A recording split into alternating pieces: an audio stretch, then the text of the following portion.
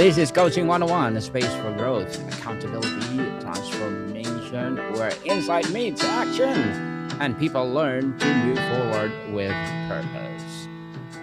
With purpose, Miss Jackie. How are you, partner? I'm doing good today. How are you? I'm fabulous and excellent. Busy, busy, always like you. Yes. And another episode, another great topic, accountability without control, helping clients. Mm. Interesting indeed. So, what do you think? What is all about, Miss Karen? So, for me, the North Star here is about redefining accountability as ownership, not pressure. We don't want to put pressure on clients. So, helping them to feel like they're part of the process and they have ownership in that. Mm, certainly. Accountability works best when it's chosen, not imposed. Don't you think people defend their freedom rationally? When you Yes. feel controlled, resistance increases, ownership disappears, partnership collapses. So you mean to say you're not Right. a good coach? Hmm. Our Right. Yeah. You aim, don't want to force it. Yeah. don't force it.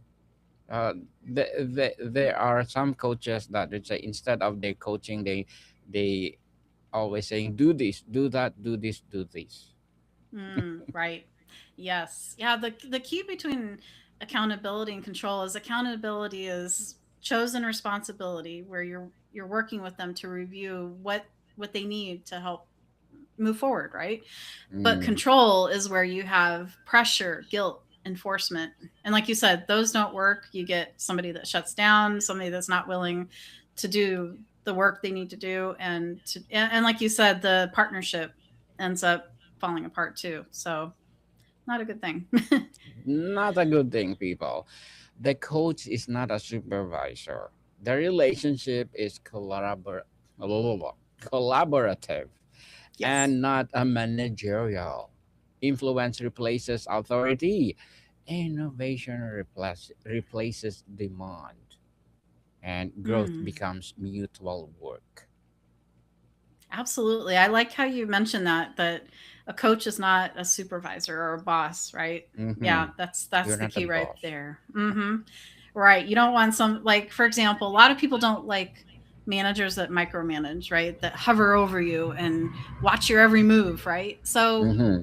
clients don't like that in coaching either. They don't like to feel like they're being micromanaged and told what to do all the time. No one likes that, right? But you Yes. don't like it in coaching.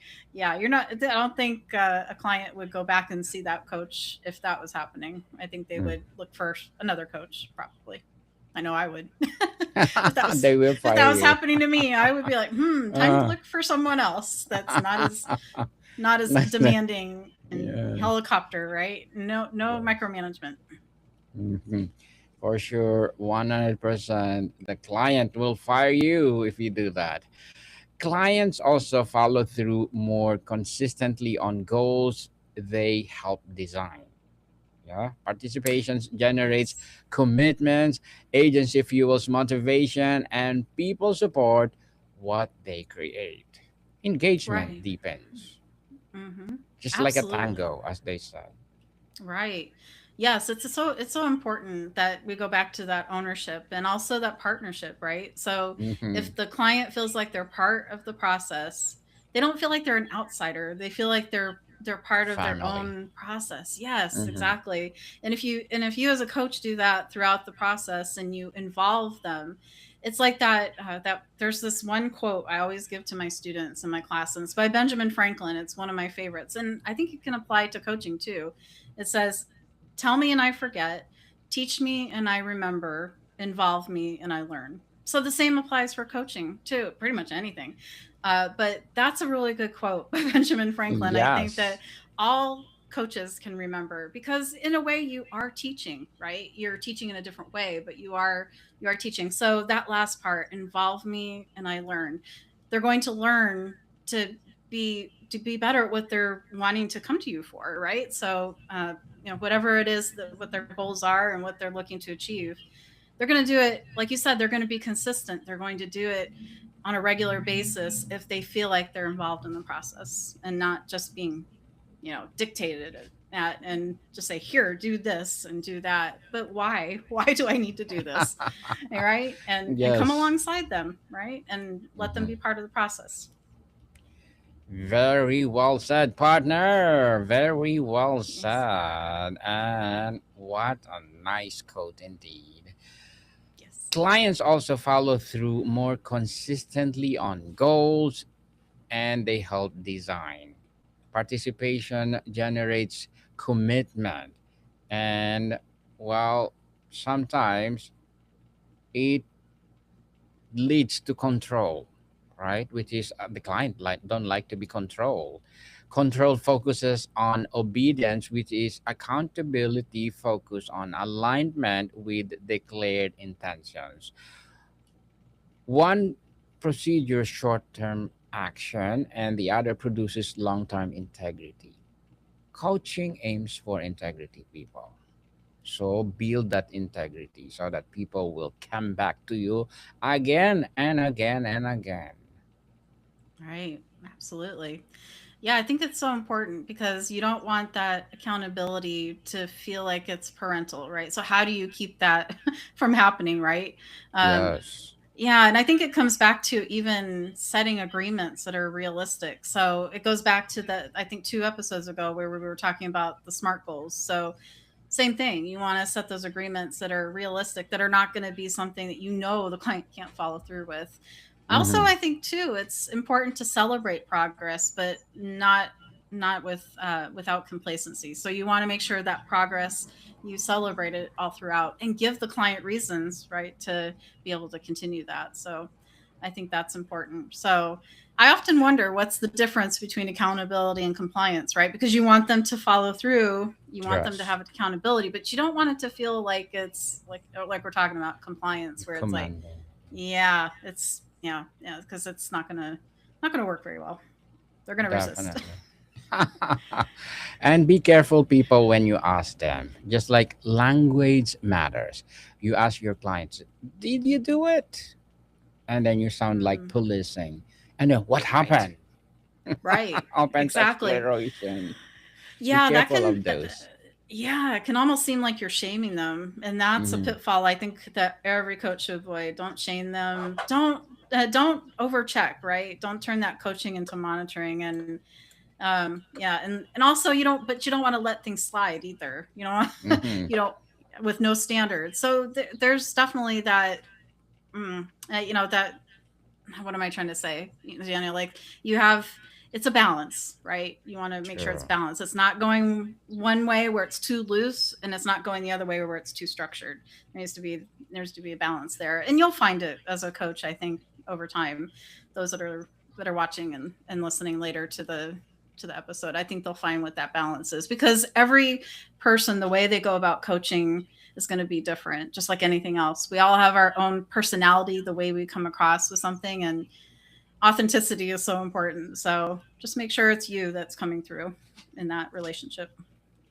Yes, people, language matters. So be careful with your language. If you're asking your clients, be nice, not too nice, but make Right. sure You don't you want them walking asking the all over right. you. Yes. Yeah. Make sure you Mm, you got you will have a client now and then, so that well they will return for sure. If you're good at what you're doing, people will return what you are doing, or they will take that again and again and again, or what service you are offering. Miscommitment, or yes, miscommitments are information, not crimes. right. Do you think why is not? They are revealed friction, fear, and unrealistic planning. Absolutely. Right. And I think sometimes too, Daniel, one thing we can do as coaches when we're in a relationship with a client, right, and we're helping them, Yeah. is to reframe how we're asking them questions, maybe. Instead of it being like, say for example, they missed a goal or they missed a commitment, instead of saying something like, did you do it? See, that sounds kind of like you're attacking them. maybe swap Yes. that for what happened, what's your next choice. See how that sounds, like it's more open instead of did you do it. And it's more like yes, no, they're going to shut down. But if you say what happened and what's your next choice, or what are you going to, what can we do next to help you with that, or something like that, it sounds like it's more partnership, more oriented. Yes. Hmm. Yeah. Yes. You give the choice to decide your client, Right, and exactly. give them decisions freely, that they are more likely to persist during difficulty. You Right. guiding them. You are not the one who will insist do this instead or do that instead. Exactly, because when we think about it, clients are adults, they're not children, and children need more guidance, right? Adults, we have to remember who adults are. And this is true in the work I do. And instructors need to remember this, but even in coaching, we need to remember adults have certain things that they let us know that they want and that they need, which is they value autonomy, right? And they Mm, value those things a lot. So just remember, you're not trying to coach a little kid, you're trying to coach an adult. And so respect who they are, respect their needs and their wants as well, and who they are as people. So yeah, mm. you're not coaching a machine, you're coaching a person. Speaking of machine people, please do listen to our podcast with a new podcast with Miss Jackie, AI Hmm. 101, Tech 101. They are something else, people. We are live every Friday, so watch us and listen to us soon wherever you listen your podcasts. Right, I just want to plug our new podcast. Speaking Yes, of machines. machines. Yeah, that was a good little plug. I didn't even plan that one.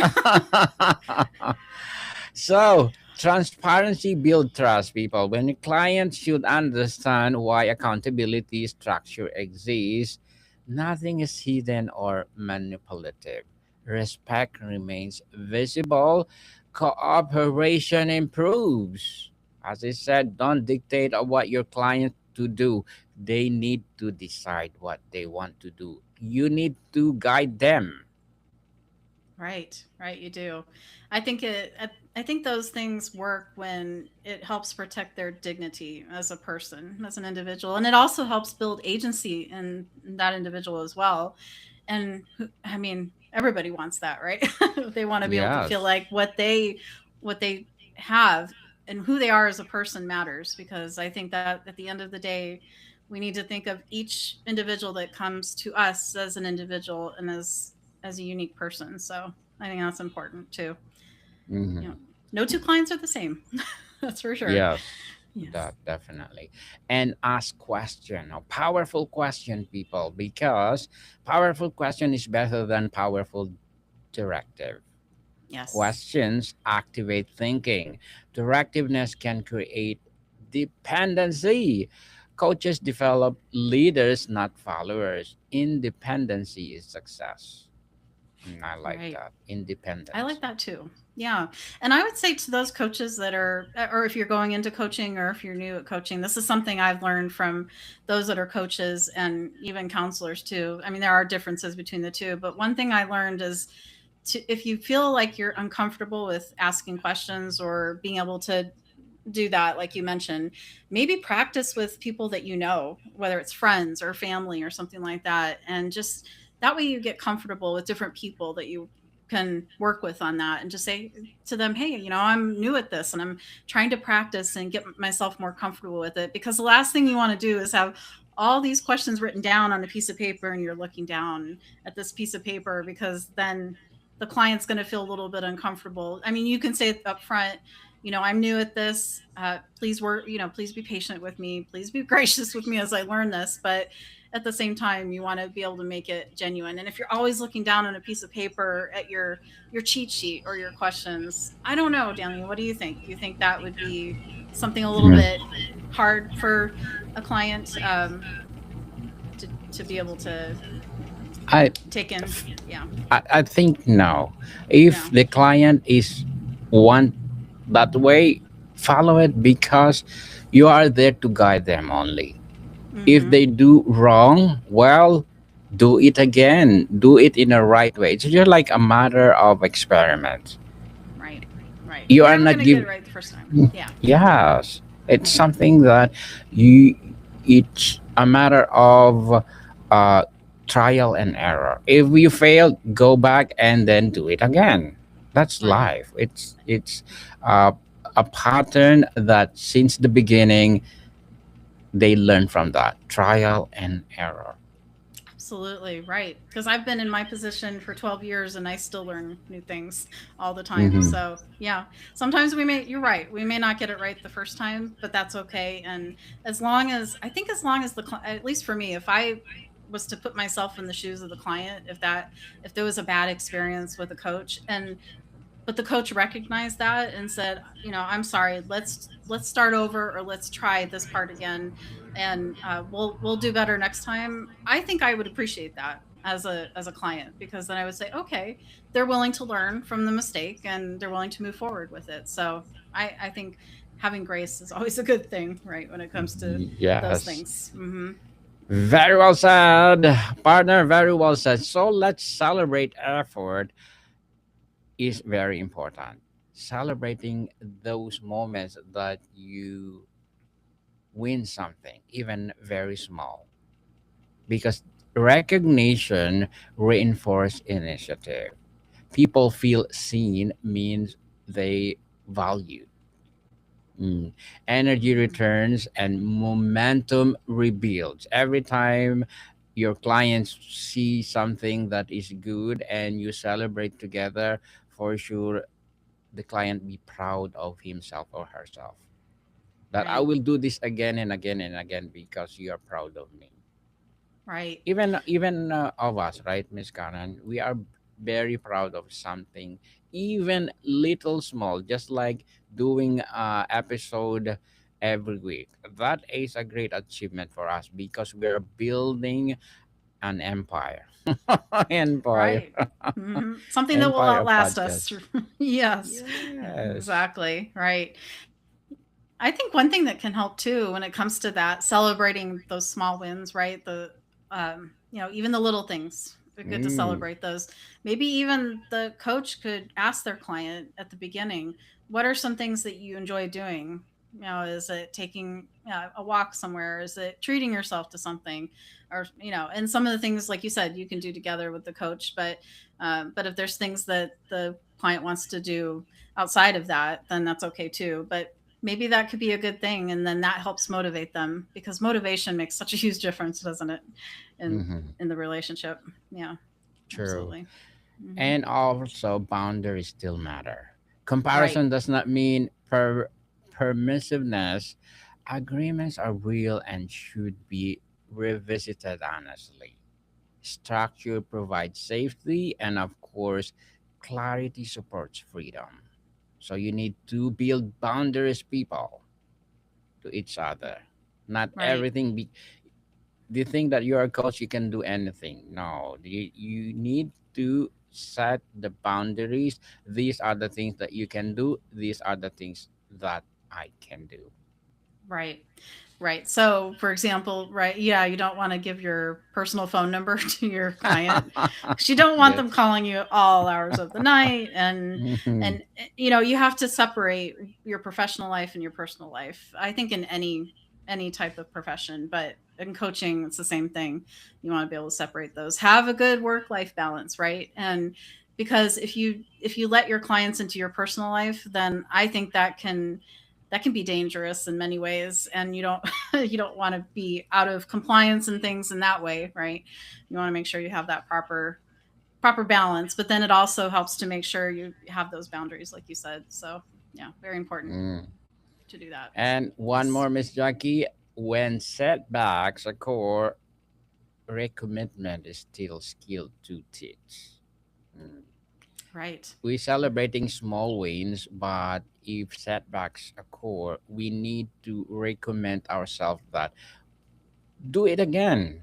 Uh, Insist to your clients that trial and error is the process to make you better.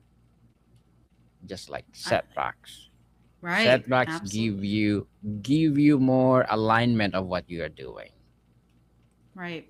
Yeah, it's okay if that happens, if there's a setback. I think it's good to go back and see maybe what ended up happening.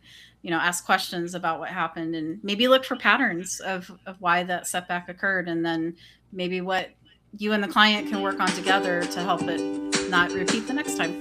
So, Yes. Do it in a better way next time. And accountability without control is the moment coaching becomes transformational rather than transactional. The objective is not to produce obedience while the coach is present.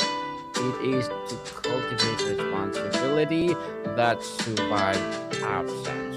When clients act from ownership, motivation becomes renewable. They are no longer managed, they are self directed. That is sustainable growth. that's well said. I love that, Daniel. Thank you, Miss Jackie. So, would you please plug in something? Sure. Oh gosh, my podcast, Designing with Love. I think I have episode 90 coming out tomorrow. So Yay! if anyone wants to learn, Congratulations. thank you. So if anyone wants to learn more about education and instructional design and the kind of work that I do, if they're looking to go into the field, they can follow the podcast and they can look for it wherever you listen to your podcasts. And feel free to reach out to me on LinkedIn as well. I'm very active on there. Yes, people, let's support this Jackie because if you support her for sure, more and more empowering episodes for sure of the podcast itself. How about your upcoming book, partner? Yes, I'm still trying to decide whether I want to go with self-publishing or if I want to go with a publishing company. So I'm trying to talk to some different people and see what I want to do. So once I decide on that, then I think I'll be able to move forward because everything's ready to go. I'm torn between what to do between the two. So I just gotta move forward and make a decision and just go with it. Yes, and good luck for that.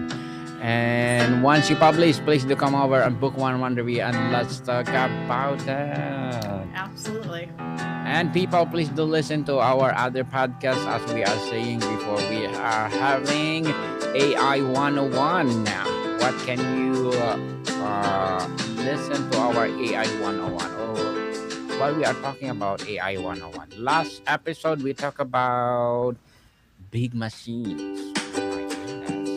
Yes. Called mainframe.